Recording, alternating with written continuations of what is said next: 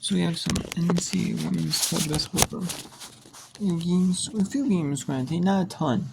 Mainly games in the American Athletic Conference. There are a few games in other conferences as well. We have 7 games total. One in the OBC, the featured OBC game. Then what at SAU Edwardsville, 3-3 in the fourth. 73-53, and then 75-53, then over SAU Edwardsville. Then Temple leads with just 30-23 minute to go in the first half. South Florida up 35-25 on UAB. UAB led 19-15, but South Florida has lead 35-25 halftime. Tulsa 7-4 lead over Tulane 5-4 in the first. 5:45 in the first. East Carolina 8-6 and 6. And then BYU Arizona featured Big 12 game at Eastern. And they kind of try to feature maybe some like Big 12 games or like OVC. They're featuring one. The OVC is normally, maybe on like Wednesdays, Thursdays, these smaller conferences that play. Like Thursday especially, they play. They may get overlooked a little bit, So it's kind of nice to bring some feature attention. And I like that, like Big 12, brings some Big 12 matchup. A Big 12 matchup. And maybe a matchup that might not be as appreciated as much in Big 12. Not the ranked teams. But BYU Arizona. That's not a bad one, though. And then we have Oregon at USC. So, they're in the TV time until tuning Eastern Texas. So let's go to SAU Edwardsville. And we'll finish this one out here. They're 78-53 here. Temple has lead 32-23 at it. And then Tulsa leads 8-10-7-6 and 8-10-8 East Carolina over North Texas. So let's go to SAU Edwardsville. Bryant has 3.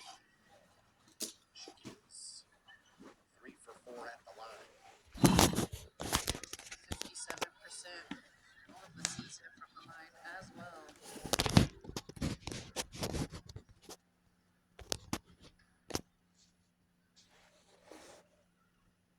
Free throw good.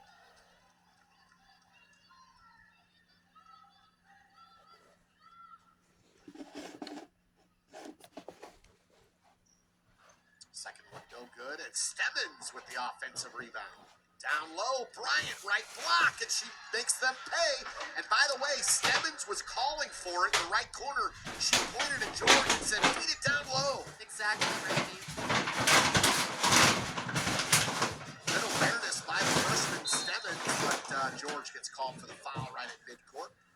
Yeah, she kind of played through the back of Nielsen trying to get that ball. But yeah, Randy, how about the rebound by the freshman kicking it out to George and directing George on where to go for the last 2? So Nielsen will shoot 2 for Lindenwood. They're up 22.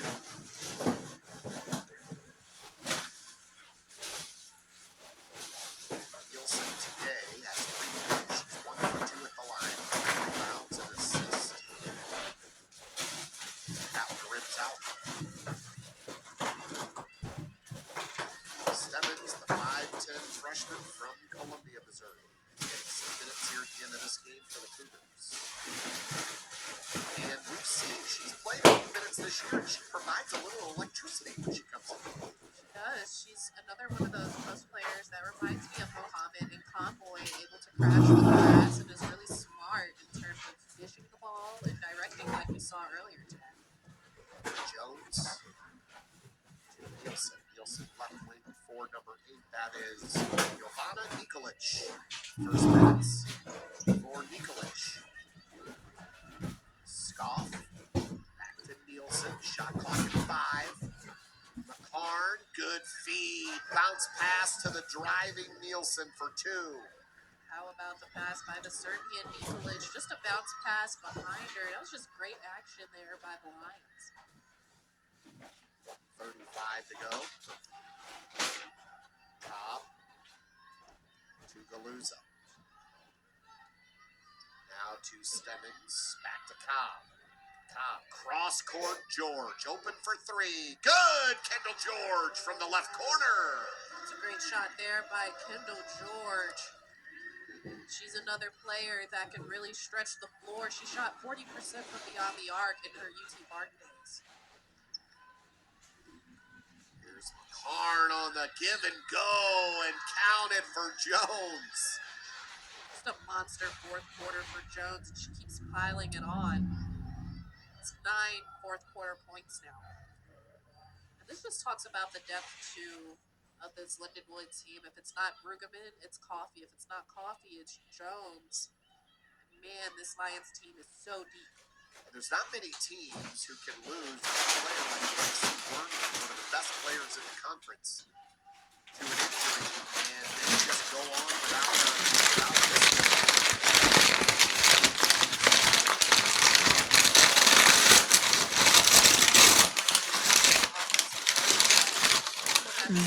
Here on this Lions team is very, and boy, have they been able to do it.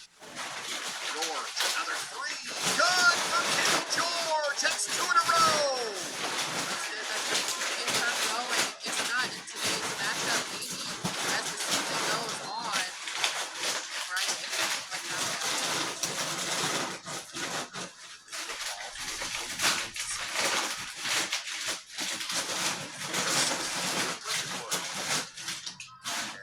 They're going to improve 3 and 2. Starting 5 overall. The Cougars will now drop their 4th straight. Drop to 8 and 5 and 1 and 4 in the OVC after starting the season with a great win on the road in overtime at Hard.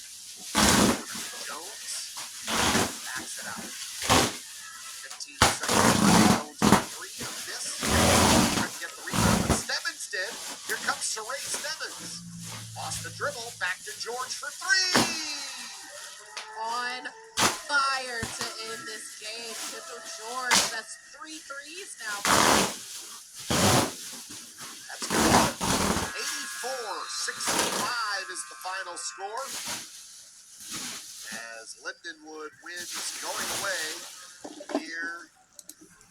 And now Lindenwood goes to 3 and 2 in OVC play when they dominate that second quarter, 29 and 1 to 12 in the third to win 84-65. So now we go to the first quarter games. Tulsa, Tulane, East Carolina, Wichita, Texas. In American play, let's go to Tulsa, Oklahoma, at Tulane from Louisiana. New Orleans, Missouri.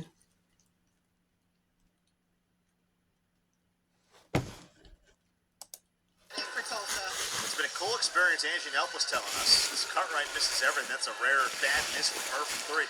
She was saying, we've got a lot of plays and sets that are named after different things from their cultures.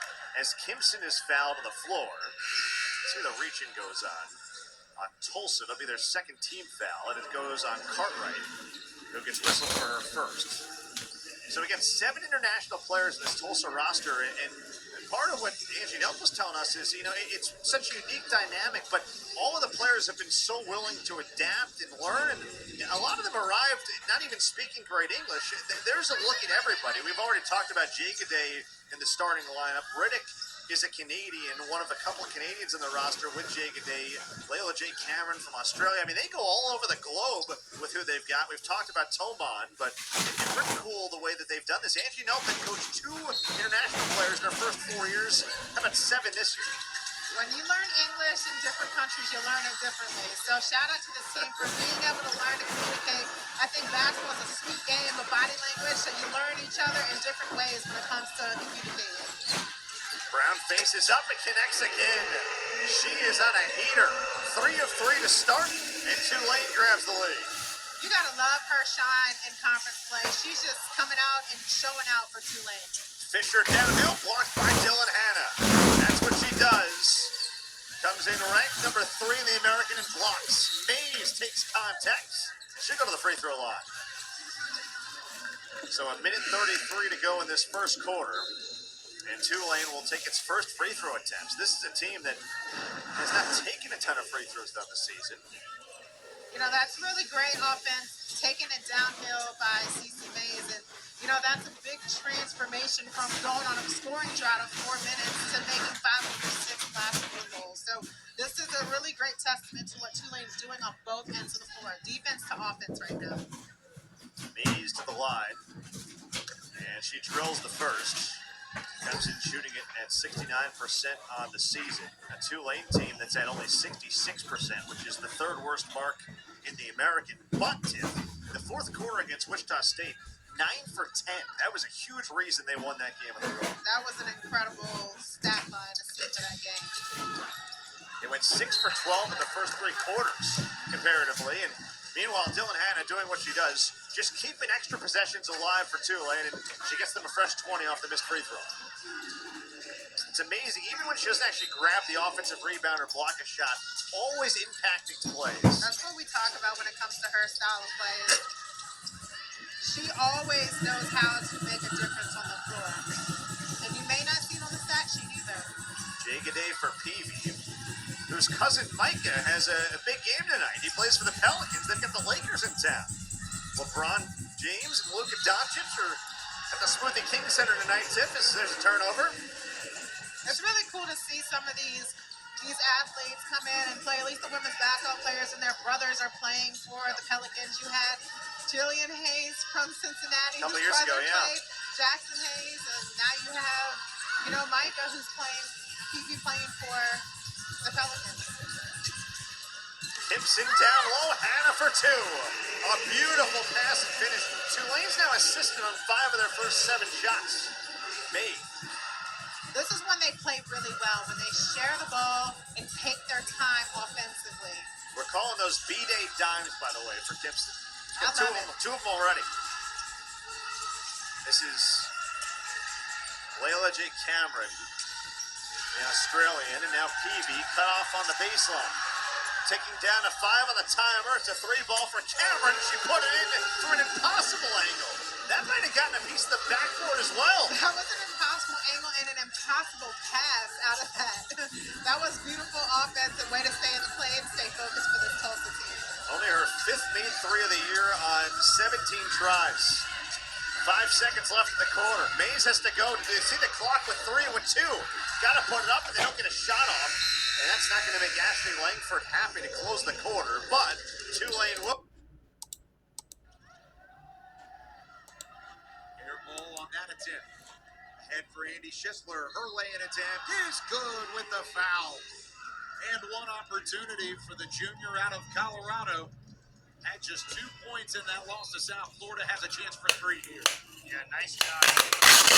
Florida transition and finishing plays. Coach Burton spoke about that with us. He felt like against South Florida, hey, we probably left 10 points in transition. If we make our layups, finish plays, and that was one of the keys of the game. There's an example there. Hit the hoop and the arm and a chance for one more. Former first-team All-American at the junior college level. A high-level scorer. Leads the team currently in shots attempted, but not leading the team in points. At some point, if she starts to get hot offensively for North Texas, that could be the difference maker, the missing key for the Big Green to really make a run in conference play. You see a lot of now that things are settling in and people understand their roles and everyone's so new for both these teams. I think you'll see more of that scoring increase for a lot of different players. Look at the press by North Texas, really making things tough on East Carolina. 24 on the shot clock here. They need to get it past half court. Big Green just a couple ticks away from forcing a turnover here. And we said no, but it's must TV when these two teams play. Both of them are getting after each other defensively in the press, quarter court, full court, half court. Doesn't matter. Get your popcorn ready, as Terrell Holmes would say. Bit of a conversation here with Kip McNeil, making sure everybody is on the same page. Cowboys G-Owens. That's the right Yes. Just want to make sure we say former it. Hall of Fame wide receiver just down the road. They don't pick a baseball cap to production in the NFL like they do in the MLB. I think you would probably choose San Francisco. San Francisco or Philadelphia. Here's the baseball pass. Wide open. That's broken coverage. Speaking about Terrell Owens, Pomeroy was behind the defense and lays it in. Yeah, beautiful design play, even better execution. This pass, big time finish. East Carolina trailing by 1 or 2 for the final possession. Proctor fouled on the jumper off the elbow. And Proctor hasn't gotten going with field goals yet, but getting to the free throw line is a smart play. That was a design play to get her off of a curl. They know she's really good in the mid-range, so they want to put her in position to play in her sweet spot. That time she draws the foul attempt. Proctor on the side, 64% from a free throw standpoint. Not as high of a percentage as you would think from a high-level scorer at all 3 levels. Her more in the 80s, the way that she shoots from the feet. Yeah, I think a lot of the familiarity, a lot of the players in conference stats versus their conference-only stats will start to look a lot more like who they are. Pomeroy at the end of the frame will not get a shot off. And it's a 2-point North Texas advantage at the end of 1 at the Super Mid-Indian. Yeah, what a good first quarter, 19-17. Right here you see the transition basket and 1 for number 1, Mean Green.